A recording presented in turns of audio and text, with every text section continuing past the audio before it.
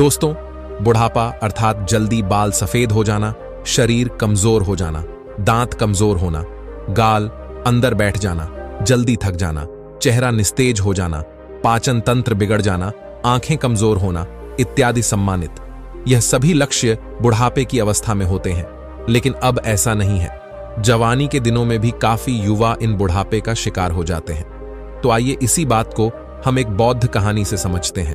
इससे पहले आप इस वीडियो को लाइक करें, और अब तक आपने हमारे चैनल को सब्सक्राइब नहीं किया तो प्लीज चैनल को सब्सक्राइब कर ले और बेल नोटिफिकेशन को ऑल पर सिलेक्ट कर दें, ताकि हमारी आने वाली वीडियो की सूचना सबसे पहले आपको प्राप्त हो। तो चलिए आज की कहानी को प्रारंभ करते हैं। दोस्तों, एक बार महात्मा बुद्ध एक सम्राट के राज दरबार में जाते हैं और उनसे पूछते ही, राजन बताइए, आप लोग की प्रजा कैसी? राजन कहते हैं, हे भगवान, आपने जो उपदेश दिया है इससे हमारी पूरी प्रजा में लोग 60 वर्ष के हैं। उन्हें भी देखने में ऐसा लग रहा है जैसे 20 वर्ष के हो चुके हैं। सबकी ढलती उम्र जैसे रुक गई है, थम गई है भगवान। सब लोग स्वस्थ हैं। हमारे राज्य में लोग तो बैठकर आराम कर रहे हैं, क्योंकि अब किसी को दवा की जरूरत नहीं है। सभी लोग एकदम स्वस्थ हैं। हमारी प्रजा बहुत ही खुश है। दोस्तों, आज की कहानी बहुत ही ज्ञानवर्धक है, इसलिए इस कहानी को अंत तक अवश्य सुनिए। इस कहानी से आप यह जान पाएंगे कि कम उम्र में ही बुढ़ापा क्यों आता है। जैसे कि सभी लोग जानते हैं कि गौतम बुद्ध एक सम्राट भी थे, लेकिन उन्होंने सब कुछ त्याग कर एक सन्यासी का रूप धारण किया था। इसीलिए उन्हें सब पता था हमें क्या खाना चाहिए, हमें कैसी दिनचर्या अपनानी चाहिए। दोस्तों, आज हम महात्मा बुद्ध के 12 महत्वपूर्ण नियम, या यह कह लो आज हम पूरे जीवन का रहस्य जानने वाले हैं। इसलिए आप सबसे विनम्र निवेदन है कि पूरी कहानी को ध्यानपूर्वक सुने और इन 12 बातों को सुनकर अपने जीवन में उतार लीजिए।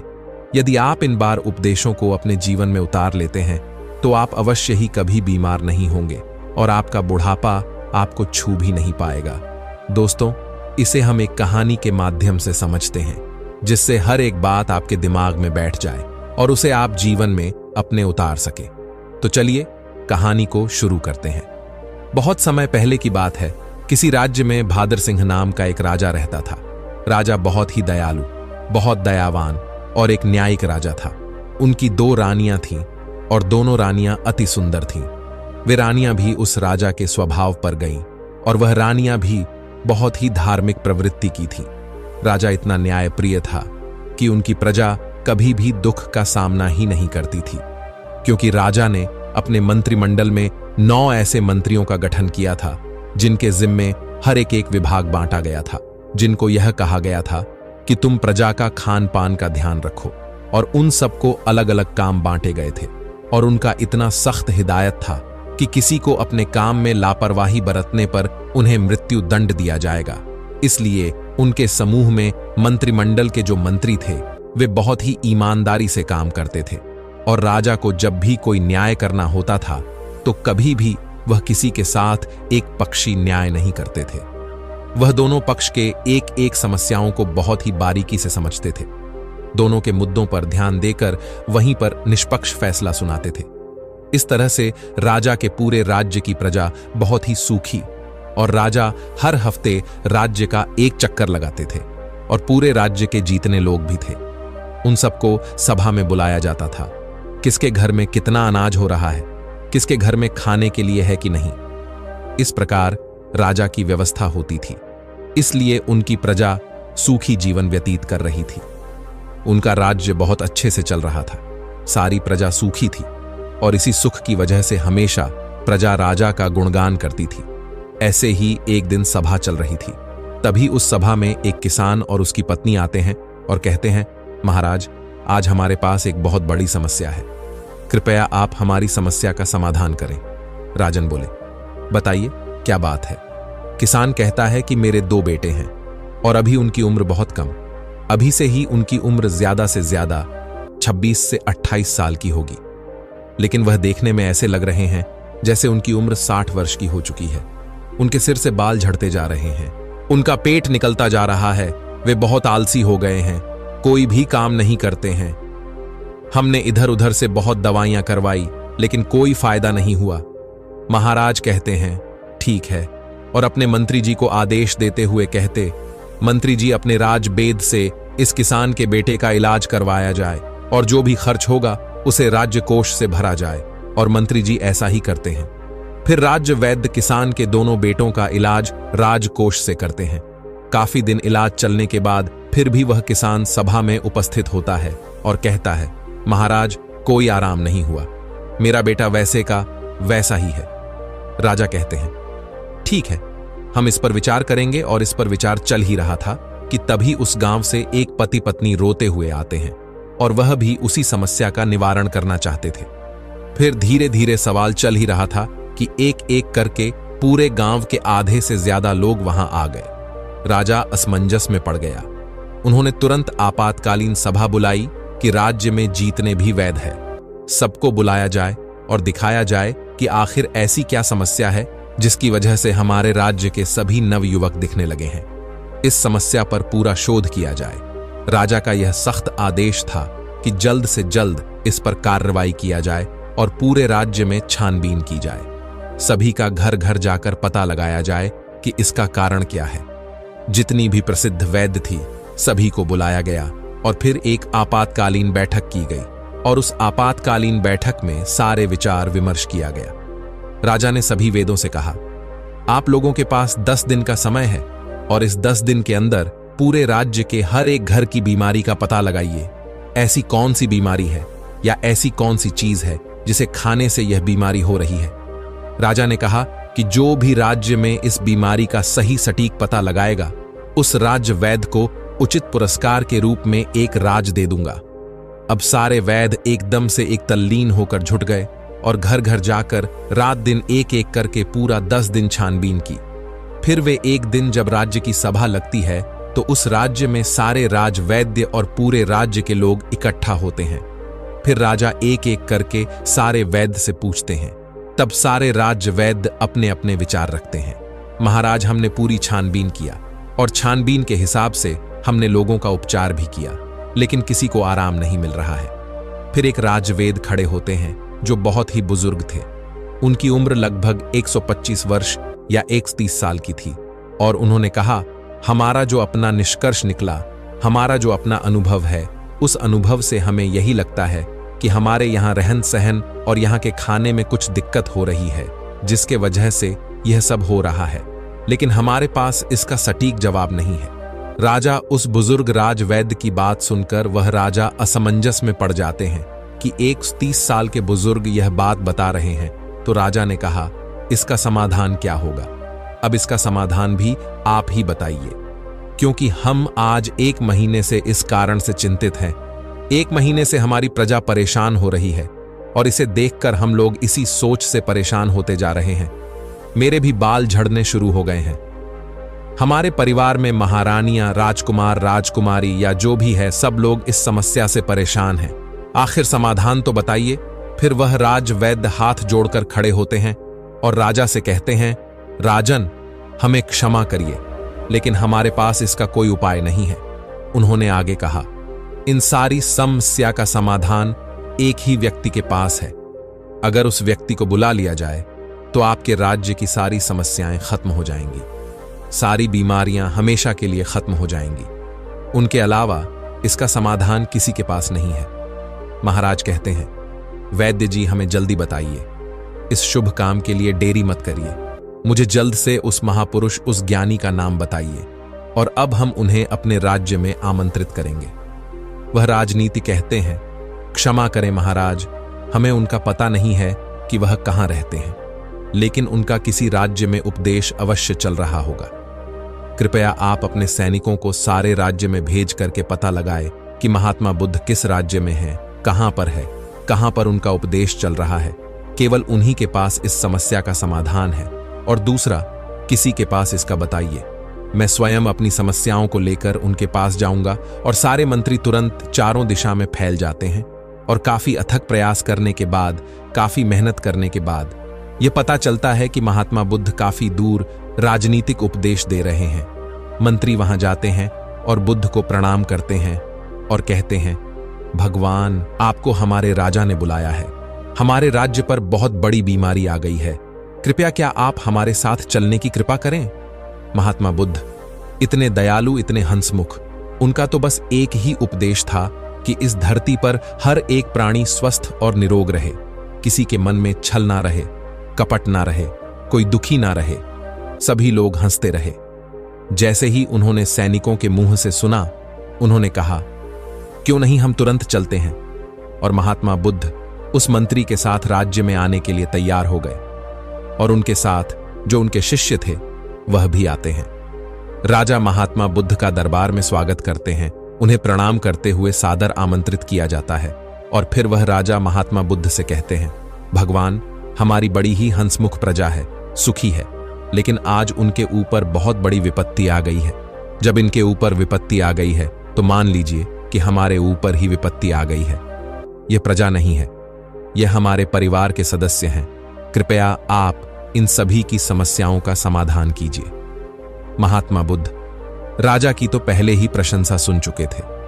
राजा की सोच और विचार से महात्मा बहुत प्रभावित हुई और मुस्कुराते हैं और राजा से कहते हैं, क्यों नहीं, यह तो कुछ नहीं है, सब ठीक हो जाएगा।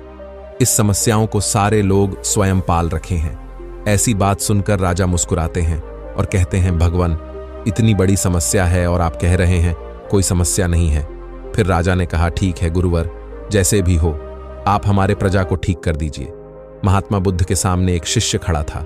महात्मा बुद्ध उस शिष्य की तरफ इशारा करते हैं तो शिष्य कहता है, राजन, हमें आपके राज्य में एक ऐसा खुला स्थान दीजिए जहां पर राज्य के सभी लोग एकत्रित हो सके, जहां का खुला वातावरण हो, जहां प्राकृतिक धूप आती हो, जहां प्राकृतिक हवा हो, सुनहरा माहौल। वहां पर कल प्रातः 4 बजे लोगों का उपचार किया जाएगा, लेकिन लोगों को उपचार देने से पहले आप अपने राज्य में ऐसा आदेश लागू कर दीजिए, उस स्थान पर आपके पूरे राज्य के सभी लोग और आप खुद भी उस स्थान पर उपस्थित हों। सभी लोगों को कल से उपदेश देना शुरू हो जाएगा और यह उपदेश 12 दिन तक चलेगा। 12 दिन एक एक करके उपदेश दिया जाएगा और इन 12 दिनों में आपकी पूरी प्रजा स्वस्थ हो जाएगी। राजा शिष्य के मुंह से यह बात सुनकर बड़े खुश होते हैं। सिर्फ 12 दिन में राजा कहते हैं, ठीक है, जो भी खर्च आएगा वह सारे हमारे राजकोष से दिया जाएगा। फिर वह शिष्य कहता है, कोई खर्चा नहीं आएगा महाराज, आप निश्चिंत रहिए, आप सिर्फ अपनी प्रजा से यह सख्त आदेश करवा दीजिए कि 4 बजे वहां उठकर नहीं आएंगे, उसे दंड दिया जाएगा। राजा यह आदेश लागू कर दिए और बोले, कल सुबह सबको वहां आना है। राजा ने एक बहुत बढ़िया सा स्थान निर्धारित किया और कहा कि कल पूरी प्रजा उसी स्थान पर आएगी, हम भी आएंगे और वहां पर महात्मा बुद्ध के विचार सुनेंगे और जैसे जैसे महात्मा बुद्ध कहेंगे उनका पालन किया जाएगा और हमारे सारे गुप्तचर सबके घरों पर निगरानी रखेंगे। जो भी उपदेश का पालन नहीं करेगा उसे सभा में दंडित किया जाएगा। यह सारी बातें घोषित करने के बाद पूरे प्रजा राजा को प्रणाम करती हैं और कहते हैं, नहीं महाराज, हम सभी लोग वहां उपस्थित अवश्य होंगे। महात्मा बुद्ध को सभी लोग प्रणाम करते हैं और वहां से चले जाते हैं। उस दिन की सभा वहां पर स्थगित कर दी गई और अगले दिन महात्मा बुद्ध का प्रवचन होने वाला ही था। सब के सब 4 बजे महात्मा बुद्ध का प्रवचन सुनने के लिए पहुंच जाते हैं। फिर महात्मा बुद्ध सभा में अपने शिष्य को इशारा करते हुए कहते हैं कि लोगों को बताओ। उनका शिष्य अपने स्थान पर से खड़ा होता है और कहता है, कल से पूरे राज्य के लोग सुबह 4 बजे ब्रह्म मुहूर्त जब शुरू होगा, उसी समय उठने के बाद 2 से 3 गिलास गुनगुना पानी करना है और उस गुनगुने पानी को मिट्टी के बर्तन में घूंट घूंट करके पीना है। जो इसका अनुसरण नहीं करेगा उसे आराम नहीं होगा। यह महात्मा बुद्ध का पहला उपदेश था। इस पहला उपदेश का पालन करना है और कल दूसरा उपदेश दिया जाएगा। कल इस उपदेश का सभी लोग पालन करके आएंगे और सभा वहीं पर समाप्त होती है। फिर अगले दिन सभी लोग समय से वहां उपस्थित हो जाते हैं। सभी लोगों से महात्मा बुद्ध किसी से पूछते हैं कि क्या हुआ, कितने लोग पालन किए। सभी लोगों ने हाथ उठाया और सभी लोगों ने कहा, हमने इसका पालन किया है और आज हमें बहुत आराम मिला है। हमारा पेट बहुत अच्छे से साफ हुआ, शरीर बिल्कुल हल्का हल्का लग रहा है और हम बिल्कुल स्वस्थ लग रहे हैं। फिर महात्मा बुद्ध शिष्य से कहते हैं। तब शिष्य कहता है, अब दूसरा उपदेश यह है कि सबको टहलने चलना है और चलना कितना है, 2 से 3 किलोमीटर। उसमें जो बच्चे हैं, नौजवान, वह दौड़ेंगे और जो सामान्य लोग हैं, जो 40 से 50 की उम्र की है, वह तेज चलेंगे और वे 1 सेकंड में 1 कदम, 1 मिनट में 60 कदम चलेंगे और दौड़ सकेंगे तो दौड़ेंगे। बहुत तेजी से नहीं दौड़ना है, बस अपनी क्षमता के अनुसार 2 से 3 किलोमीटर तक ही चलना है। वह दूसरे दिन का उपदेश था। अगले दिन फिर से सभा शुरू होती है, फिर से सभा लगती है, फिर से सभा में वह पूछता है सभी लोगों से, आप लोगों ने पहले 2 दिन का किया। सभी लोगों ने अपने हाथ उठाकर सहमति जताई। शिष्य पूछता है कि आप लोगों को कैसा लग रहा है? तब वे कहते हैं गुरुवर, हमको कोई बीमारी नहीं है, ऐसा लग रहा है। फिर से शिष्य कहता है अब सब लोग योग करें, प्राणायाम अपने हिसाब से। सभी लोग प्राणायाम, जिसमें अनुलोम विलोम शामिल होगा। अनुलोम विलोम कैसे किया जाता है? अनुलोम विलोम कैसे किया जाता है? सूर्य प्राणायाम कैसे किया जाता है? यह सब उस शिष्य ने सभी को बताया और कहा सभी लोग को कम से कम 30 मिनट से लेकर 45 मिनट तक इसे रोजाना करना है। और उस दिन की सभा भी समाप्त हो गई। अगले दिन फिर सभा लगी और उस सभा में सारे लोग उपस्थित हुए और उस उपस्थिति के बाद सबसे दिनचर्या पूछी जाती है, किसने कितना अनुसरण किया? सबने कहा अब तो हमको ऐसा लग रहा है हमको जैसे कोई बीमारी ही नहीं है, कोई अलार्म नहीं लगाना पड़ता, हमें जगाना ही नहीं पड़ता। 4 बजे अपने आप हमारी आंखें खुल जाती हैं। ये सुनकर महाराज बहुत खुश हुए। इतना बड़ा चमत्कार बिना किसी पैसे की हमारी प्रजा ठीक हो रही है। राजा तुरंत खुश होकर महात्मा बुद्ध को प्रणाम करते हैं और उनसे कहते हैं आप हमारे ही राज्य में रहिए भगवान, यहां से मत जाइए। महात्मा बुद्ध मुस्कुराते हैं क्योंकि उनका तो काम ही है हमेशा हंसते रहना, क्योंकि वह चिंता नहीं करते थे। फिर वह कहते हैं अब सभी लोग प्राणायोग सब कुछ जान गए हो।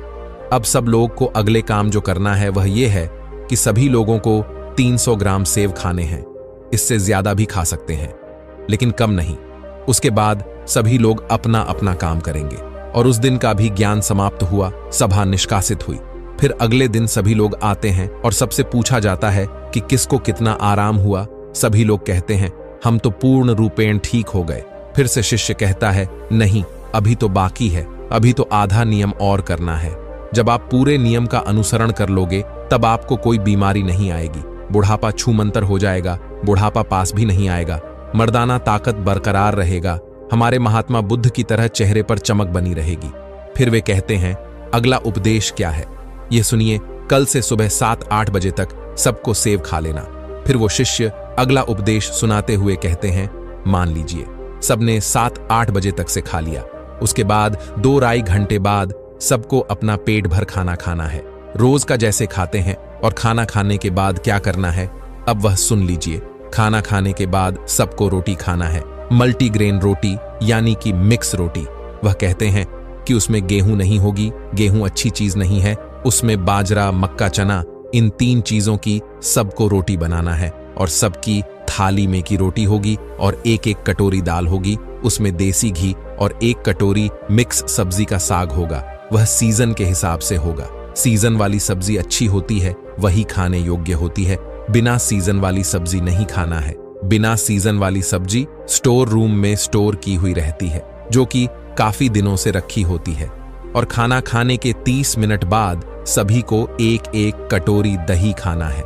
यदि खाने में आप यह भी शामिल करते हैं तो जब आपका खाना खाने के आधा घंटे बाद दही में गुड़ डालकर खाएंगे तो आपका खाना बड़ी आसानी से बच जाएगा। फिर से शिष्य ने कहा यह आज का उपदेश था, समाप्त हुआ और कल सभी लोग इसका अनुसरण करके आएंगे। और सब लोग खुशी खुशी अपने घर को जाते हैं, जैसे उपदेश से बताया गया था। ठीक उसी प्रकार सभी लोग उसका पालन करते हैं।